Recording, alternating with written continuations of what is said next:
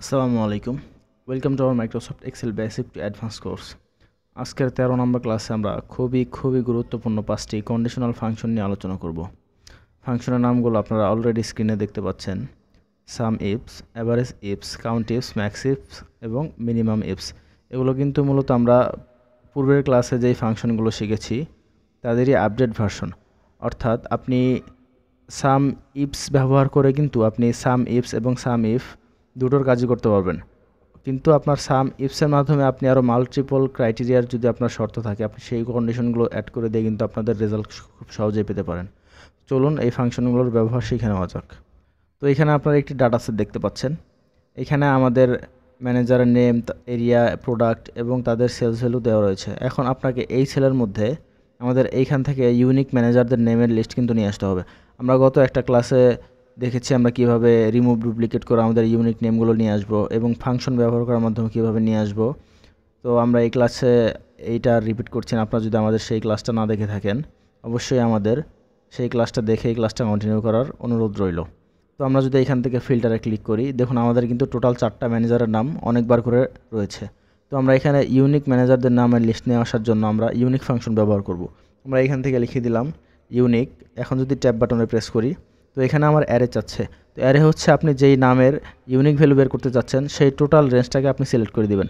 তো যেহেতু আমাদের এটা টেবিল ফরম্যাটে রয়েছে আমরা এইভাবে টোটাল টেবিলটাকে সিলেক্ট করে দিব, অথবা আপনি চাইলে কিন্তু এইভাবে সিলেক্ট করে দিতে পারেন। তো সিলেক্ট করে দেওয়ার পরে আমরা জাস্ট ব্র্যাকেটটা ক্লোজ করে ইন্টার বাটনে একটা প্রেস করে দেব। দেখুন আমার কিন্তু ইউনিক 4টা ম্যানেজারের নাম এখানে খুব সুন্দরভাবে চলে এসেছে।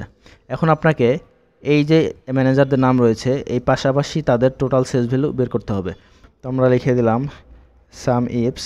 লিখে যদি এখন আমি ট্যাব বাটনে প্রেস করে দেই, সাম ইফস ফাংশনের সিনট্যাক্সটা কিন্তু আপনার সাম ইফ ফাংশন থেকে একটু ভিন্ন। এখানে আপনাকে প্রথমেই সাম রেঞ্জ দিয়ে দিতে হবে। তো আমরা পূর্বের ক্লাসে দেখেছিলাম আমরা প্রথমে কিন্তু আমাদের ক্রাইটেরিয়া রেঞ্জ সিলেক্ট করতাম। তো এটা আপনাকে এই বিষয়টা মনে রাখতে হবে এবং আমি আপনাদেরকে সবসময় বলবো যে আপনারা যখনই মাইক্রোসফট এক্সেলে কোনো ফাংশন ব্যবহার করবেন আপনারা অবশ্যই এই যে সিনট্যাক্সটা দেখতে পাচ্ছেন এটা লক্ষ্য করবেন। তাহলে কিন্তু আপনাদের মাইক্রোসফট এক্সেলে ফাংশন মুখস্থ করতে হবে না। তো আমরা এখন আমাদের সাম রেঞ্জ দিয়ে দিব। এই যে আমাদের টোটাল সাম রেঞ্জ, আমরা এই টোটাল সাম রেঞ্জটাই যে আমাদের অ্যারো চিহ্নটা কালো হয়ে গিয়েছে, এখন আমরা জাস্ট একটা ক্লিক করে দিব, আমাদের টোটাল সাম রেঞ্জ কিন্তু সিলেক্ট হয়ে গিয়েছে। তো এখন চাচ্ছে ক্রাইটেরিয়া রেঞ্জ 1। তো ক্রাইটেরিয়া রেঞ্জ 1 হচ্ছে কার সাম করতে চাচ্ছেন তার রেঞ্জ দিতে হবে এখানে আপনাকে। যেহেতু আমি ম্যানেজারের সাম করতে যাচ্ছি তো আমি টোটাল ম্যানেজারের এই যে সাম রেঞ্জটা রয়েছে এখানে জাস্ট একটা ক্লিক করে দিব। তো এখন আমরা আবার কমা দিয়ে দিব। এখন চাচ্ছে ক্রাইটেরিয়া। তো আমি যে রেঞ্জটা সিলেক্ট করেছি তার মধ্যে থেকে আমি কার সাম করতে যাচ্ছি, তো আমি চাচ্ছি এইখান থেকে রফিকুল ইসলামের সাম করতে। তো আমি এইখান থেকে জাস্ট রফিকুল ইসলামটা এইভাবে সিলেক্ট করে দিয়ে আমি ব্র্যাকেটটা ক্লোজ করে আমি জাস্ট ইন্টার বাটনে একটা প্রেস করে দেবো। দেখুন আমার কিন্তু এখানে রফিকুল ইসলামের টোটাল কিন্তু খুব সুন্দরভাবেই কিন্তু চলে এসেছে। এখন যদি আমরা এই যে ফর্মুলাটা রয়েছে দেখুন আমাদের প্লাস আইকনের মতো একটা আইকন চলে এসেছে মাউসের কারসারে, আমরা জাস্ট একটা ডাবল ক্লিক করে দিলাম। ওয়াও, দেখুন সুন্দরভাবে কিন্তু আমাদের টোটাল রেজাল্টগুলো এখানে চলে আসলো। তো আপনারা এখানে যখনই নতুন কোনো ডাটা এন্ট্রি করবেন, আমি ধরুন 31 নাম্বার প্রোডাক্ট দিয়ে দিলাম, আমরা এখানে নাম দিয়ে দিলাম আবির হোসাইন, দিয়ে দিলাম রাজশাহী, ল্যাপটপ আমরা 20,000 টাকা দিয়ে দিলাম।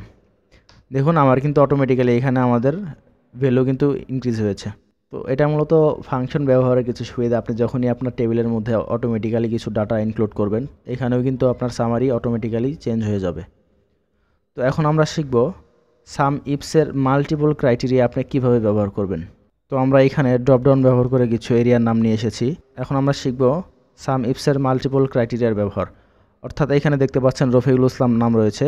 রফিকুল ইসলাম সিলেটে টোটাল কত টাকা সেল করেছে, এখানে আমাদের রাকিব হোসেন রাজশাহীতে কত টাকা সেল করেছে, আবির হোসেন রংপুরে কত টাকা সেল করেছে এবং সাকিব আহমেদ রংপুরে কত টাকা সেল করেছে, এটা আমরা এখানে বের করব। তো এটা ব্যবহার করার জন্য আমরা এখান থেকে ফর্মুলা লিখে দেব সাম ইফস। তো প্রথমে আমাদের দিয়ে দিতে হবে সাম রেঞ্জ। তো সাম রেঞ্জ হচ্ছে আমাদের এই যে রেঞ্জটা এইটা আমরা সিলেক্ট করে দিলাম, তারপর একটা কমা দিয়ে দিলাম। এখন চাচ্ছে ক্রাইটেরিয়া রেঞ্জ 1। তো ক্রাইটেরিয়া রেঞ্জ 1 হচ্ছে আমাদের ম্যানেজারের যে নেমের রেঞ্জটা রয়েছে সেটা, তো আমরা এটা সিলেক্ট করে দিলাম। তো এখন আবার কমা দিয়ে দেওয়ার পরে এইখান থেকে এই রেঞ্জের মধ্যে আপনি কার চাচ্ছেন, তো আমি চাচ্ছি এইখান থেকে রফিকুল ইসলামের, তো আমি এখানে রফিকুল ইসলাম সিলেক্ট করে দিলাম। তো রফিকুল ইসলাম সিলেক্ট করে দেওয়ার পরে আমরা যদি আবার কমা দেই, তো এখন যাচ্ছে হচ্ছে ক্রাইটেরিয়া রেঞ্জ 2। তো এখন আপনারা দেখতে পাচ্ছেন আমাদের এই সিনট্যাক্সটা কিন্তু সেকেন্ড ব্র্যাকেটে দেখাচ্ছে, অর্থাৎ এটা কিন্তু অপশনাল। আপনি চাইলে এই ফাংশনটা কন্টিনিউ করতে পারেন অথবা আপনি চাইলে এখানে ক্লোজ করতে পারেন। যেহেতু আমি আরও মাল্টিপল কিছু ক্রাইটেরিয়া এখানে অ্যাড করব, তো আমি এখানে আমাদের ক্রাইটেরিয়া রেঞ্জ 2 দিয়ে দেবো। আমাদের ক্রাইটেরিয়া রেঞ্জ 2 হচ্ছে আমরা যেহেতু নামের পরে এরিয়া ভিত্তিক চাচ্ছি, আমরা এই এরিয়ার রেঞ্জটা সিলেক্ট করে দিব, দিয়ে আবার কমা দিয়ে দিব। এখন যাচ্ছে হচ্ছে ক্রাইটেরিয়া 2, অর্থাৎ আমরা যে এরিয়ার রেঞ্জটা সিলেক্ট করেছি এই এরিয়ার মধ্যে থেকে আমরা কোন এরিয়ার সাম বের করতে চাচ্ছি। তো আমরা চাচ্ছি এইখান থেকে সিলেটের, অর্থাৎ সিলেট যেই সেলের মধ্যে আছে আমরা এটা সিলেক্ট করে জাস্ট ব্র্যাকেট ক্লোজ করে এন্টার দিয়ে দিলাম। তো দেখুন আমার কিন্তু রফিকুল ইসলামের সিলেটে কোনো সেল নেই। আমরা যদি এটা নিচে ড্র্যাগ করে দিই, দেখুন রাকিব হোসেন কিন্তু রাজশাহীতে 26,000 টাকা সেল করেছে, আবির রংপুরে 12,000 টাকা, সাকিব রংপুরে 65,822 টাকা। এভাবে কিন্তু আমাদের রেজাল্ট খুব সুন্দরভাবে চলে এসেছে। এখন যদি আমরা রফিকুল ইসলামে এখানে খুলনার জায়গায় সিলেক্ট করে দেই, দেখুন আমাদের কিন্তু এই যে 81,049 টাকা এখানে কিন্তু চলে এসেছে। তো আশা করছি সাম ইফ ফাংশনের ব্যবহারটা আপনারা বুঝতে পেরেছেন কীভাবে এটা ব্যবহার করবেন।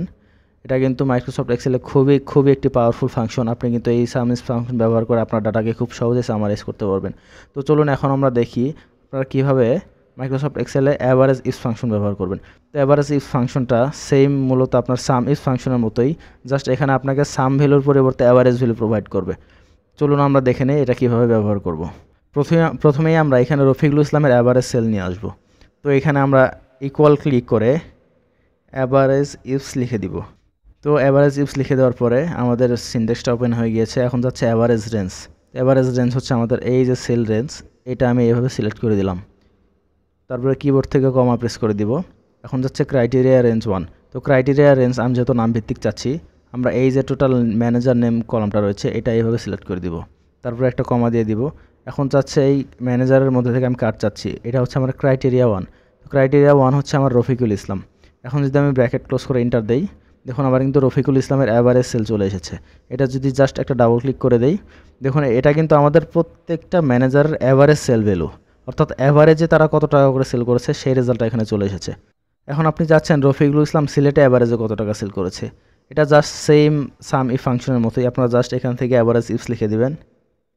লিখে যদি আপনারা ট্যাব বাটনে প্রেস করেন, আমরা এখান থেকে প্রথমে আমাদের রেঞ্জটা দিয়ে দিব, তারপরে কমা, তারপরে ক্রাইটেরিয়া রেঞ্জ 1 হচ্ছে আমার এই ম্যানেজারের রেঞ্জ, সিলেক্ট করে দিলাম, তারপরে কমা, তারপর আমরা যাচ্ছি এখান থেকে রফিকুল ইসলাম আমরা দিয়ে দেবো কমা, তারপরে যাচ্ছে আমরা এখান থেকে এই যে এরিয়ার রেঞ্জটা এটা সিলেক্ট করে দিব, এটা আমাদের দ্বিতীয় ক্রাইটেরিয়া, তারপরে কমা দিয়ে আমরা জাস্ট এখান থেকে সিলেক্ট করে জাস্ট এন্টার বাটনে প্রেস করব।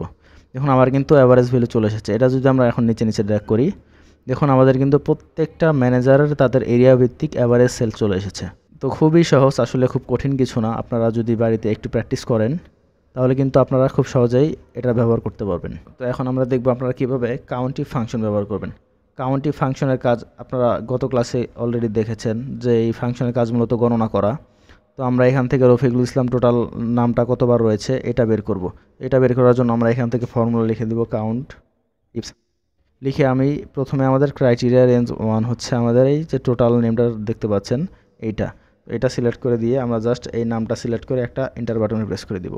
এবং এটা যদি আমরা নিচে ড্র্যাগ করি, দেখুন আমাদের কিন্তু রফিকুল ইসলাম নামটা টোটাল 6 বার রয়েছে, তারপরে রাকিব এই নামটা টোটাল 9 বার রয়েছে, আবির হোসাইন এই নামটা টোটাল 10 বার রয়েছে। এইভাবে কিন্তু আমাদের রেজাল্ট চলে এসেছে।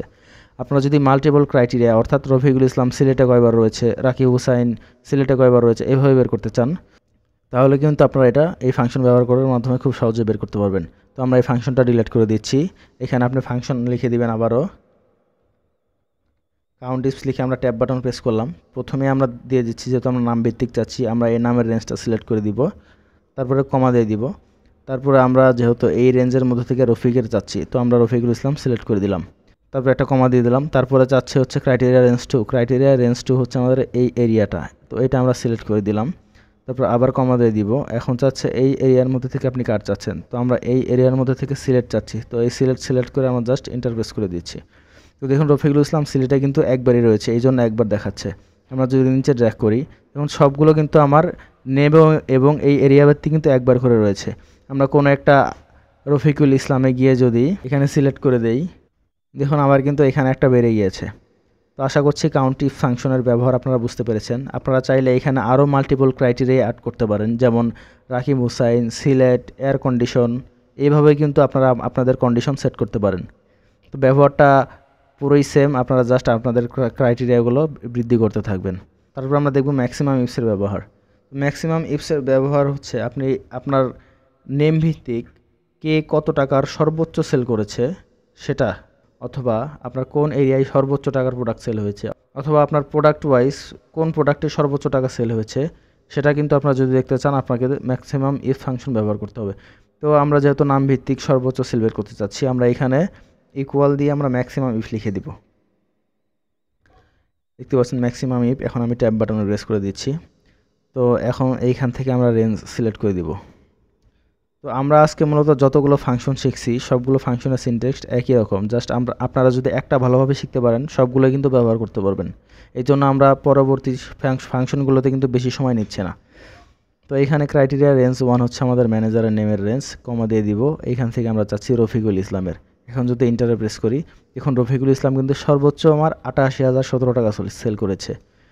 তো এটা এখন নিচে নিচে ড্র্যাগ করে দিলাম। দেখুন রাকিব হোসেন কিন্তু সর্বোচ্চ 94,000 টাকা, আবির 88,585 টাকা সেল করেছে। এগুলো হচ্ছে তাদের নাম ভিত্তিক সর্বোচ্চ সেল। সেম একই ওয়েতে আপনারা যদি সর্বনিম্ন সেল বের করতে চান, আপনারা জাস্ট এখান থেকে মিনিমাম ইফ লিখে দিবেন। আমি এখান থেকে মিনিমাম ইফস লিখে এখানে ডাবল ক্লিক করছি। তো সেম ওয়েতে আপনারা আপনাদের রেঞ্জ সিলেক্ট করে দিবেন, তারপরে কমা দিবেন, তারপরে আপনারা নেম রেঞ্জ এটা দিবেন, তারপরে কমা দিবেন, দিয়ে এখন আপনারা নাম দিলে কিন্তু ফাংশনটা কাজ করবে। আপনারা চাইলে কিন্তু আগের ফাংশনগুলোর মতো আরও একাধিক ক্রাইটেরিয়া অ্যাড করতে পারেন। তো এইভাবে কিন্তু আমাদের রেজাল্ট কিন্তু খুব সুন্দরভাবে চলে আসলো। তো আশা করছি আজকে এই 5টি ফাংশনের ব্যবহার আপনারা বুঝতে পেরেছেন। যদি বুঝতে কোনো সমস্যা হয় অবশ্যই কমেন্ট বক্সে কমেন্ট করে জানাবেন। আমরা আপনাদেরকে রিপ্লাই দিয়ে সর্বোচ্চ হেল্প করার চেষ্টা করব। তো আজকের ক্লাসে আপনাদেরকে আরেকটি বোনাস টিপ শিখিয়ে দিচ্ছি, সেটা আপনারা যারা মাইক্রোসফট এক্সেলের আপডেট ভার্সন ব্যবহার করছেন শুধুমাত্র তারাই কিন্তু এই ব্যবহারটা করতে পারবেন। তো আমি এটা ডিলিট করে দিব। এখন আমি যদি এই ফাংশনের মধ্যে একটা ডাবল ক্লিক করে দেই, তো আপনারা জানেন যে আমরা এই যে নামগুলো নিয়ে এসেছি এখানে, আমরা কিন্তু এখানে দেখতে পাচ্ছেন ইউনিক ফাংশন ব্যবহার করার মাধ্যমে এই নামগুলো নিয়ে এসেছি। আমরা যদি এখন নিচে নিচে যাই, দেখুন আমাদের কিন্তু এই সেলগুলোর মধ্যে কোনো ফাংশন নেই। আমরা যদি এটা সিলেক্ট করে ডিলিট বাটনেও প্রেস করি, দেখুন আমাদের কিন্তু ডিলিট হচ্ছে না, অর্থাৎ আমাদের এই সেলগুলো কিন্তু মূলত ফাঁকা।